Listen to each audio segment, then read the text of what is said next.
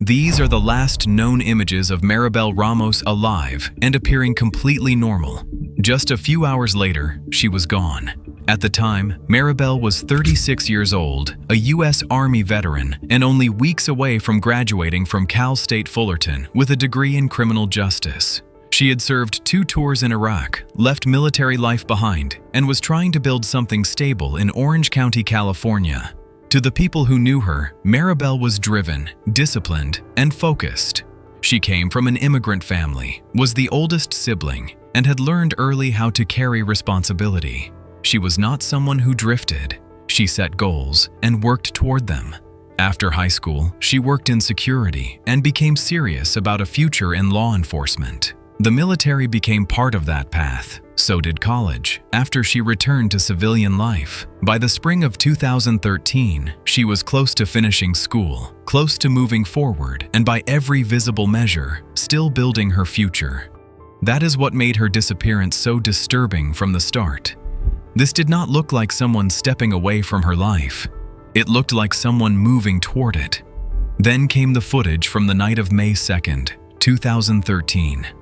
Sometime between 8:20 and 8:30 p.m., surveillance video at her apartment complex captured Maribel walking to the management office with what appeared to be her rent payment. Nothing about it looked unusual. She was calm. She was not running. No one appeared to be following her. It looked like an ordinary errand at the end of an ordinary day. But in missing person cases, the most ordinary moments often become the most important. Because that footage did not just show Maribel on camera, it marked the last known moment she was seen in public, still moving through the normal rhythm of her life. After that, the timeline breaks. There is no additional CCTV showing her leaving the property, no independent witness placing her anywhere else safely afterward, no evidence that she packed to leave, just a growing gap and a question that became harder to ignore. What happened after Maribel walked out of frame? As investigators looked closer, they found an earlier warning sign. A little more than a week before she vanished, Maribel had called 911. It was not a frantic emergency call. There was no attack unfolding in the background, no screaming, no chaos. But that is exactly what made it more unsettling later. Maribel was trying to document fear. She wanted a formal record that she no longer felt safe with the man she lived with. Kwang Chol Joy, known as KC or Casey Joy. During that call, she said she had lied and told him there was a gun in the apartment. Not because there really was one, but because she wanted him to think she could defend herself if things escalated. That mattered. It showed Maribel no longer believed this was just a normal roommate problem. She felt the need to create a boundary, even if only through words, to keep something worse from happening. She also said that if anything did happen, it would be because she was trying to protect herself. Later, that statement sounded less like a passing fear and more like a warning. Without that 911 call, her disappearance might have looked like a baffling missing person case with no clear direction. But once it became part of the timeline, the case changed. It suggested that whatever happened to Maribel may not have started that night. It may have been building inside the apartment long before she vanished. And that apartment quickly became the center of the case. On the night of May 2nd, after being seen on camera, Maribel returned to the apartment she shared with Casey Joy in Orange, California. Inside that apartment, things were no longer normal. Maribel and Casey were in conflict over rent. Casey had lost his job and could no longer pay his share. Maribel wanted him out. This was not a minor disagreement anymore. It was a direct conflict over money, housing, and personal boundaries. That same night, Maribel spoke with Paul Lopez. During that call, she made it clear Casey had to leave. Paul could hear tension in the background. The conflict was no longer hidden. Maribel was trying to end it. After that call, she stopped communicating. The next morning, Casey reported that she had not come home. But when police and family members checked the apartment, the details inside made the situation look increasingly suspicious. Maribel's car was still there. Her clothes were still in the closet. There was no sign she had packed to go anywhere. The place did not look ransacked. There was no obvious forced entry. But her bedroom stood out. The light was still on. The bed had not been made. And on the bed was a pillow without a pillowcase. None of those details alone proved a crime.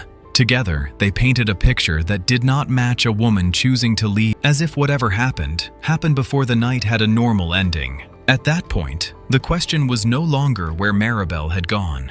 It was what happened after she came home. As with any adult missing person case, investigators started with the people closest to her. One of the first names closely examined was Paul Lopez, one of the last people known to have spoken with her that night. Investigators also reviewed other men in Maribel's life, including men she had met online. That was standard procedure. Police could not afford to ignore any reasonable possibility. But one by one, those possibilities weakened. Phone records, surveillance, and location data gradually ruled others out of the critical window when Maribel disappeared. As those outside possibilities narrowed, attention returned to the apartment and to the man inside it. Casey Joy. Casey was not a stranger. He had lived with Maribel for a significant period of time. He had been around her family, her outings, and her daily life. That gave him unusual access to her private world. But by the time she disappeared, that relationship had changed. Maribel wanted him out because he was no longer paying rent. That conflict was immediate, practical, and happening right up against her final night. Investigators also learned Casey had feelings for Maribel that went beyond ordinary friendship, while Maribel did not appear to see the relationship the same way. Then there were the other details. When Casey spoke with police, he had visible scratches on his arms. He offered an explanation, but in a case moving in a darker direction, those scratches became hard to ignore. There was also the way he presented himself publicly after Maribel disappeared. He emphasized that he had cooperated, that Maribel meant a great deal to him, that she was his best friend and his only family. Those statements were not evidence. But investigators pay attention to language, especially from someone standing so close to the last known timeline. Then came something stranger. Casey began posting in a Yelp thread where Maribel's friends were asking for help. Instead of simply helping spread information about her disappearance, he repeatedly wrote about his own emotions, how close they were, and even the fact that Maribel was the beneficiary of his life insurance policy and bank account. That was not direct proof of a crime, but it was another sign that Casey was trying to define the relationship on his own terms, while Maribel was still missing. By then, investigators were seeing the outline of something clearer. Other directions were falling away. The roommate was becoming central. The rent dispute had happened right before she vanished. The apartment did not fit a voluntary disappearance, and Casey kept putting himself deeper into the picture through his own words and behavior. Still, suspicion was not enough. Police needed a break in the case. It came from a place almost no one would have expected, a public library computer. Even as suspicion kept building, police still did not have the one link strong enough to break the case open. They had tension in the apartment. They had unusual scene details. They had the 911 call. But not enough. During that period, Casey was frequently going to the public library to use the computers. That mattered because police already had some of his electronic devices. The library had become his way back online. Investigators decided to monitor his computer activity. At first, it looked ordinary, logging in, checking email, submitting job applications, browsing normal pages. Then the searches changed. One of the most disturbing queries involved how long it takes a human body to decompose. Another involved whether a phone could still be tracked if it had been turned off. In a case centered on a missing woman, those searches carried a very different weight. Then came the turning point. Casey saw information online about a public search walk for Maribel. He paused on that post and opened satellite maps. From there, every move on the screen mattered. He did not search a general area. He zoomed in on a remote location in the Modjeska Canyon area. Then he zoomed in further. Finally, he stopped on a large tree in an isolated patch of land.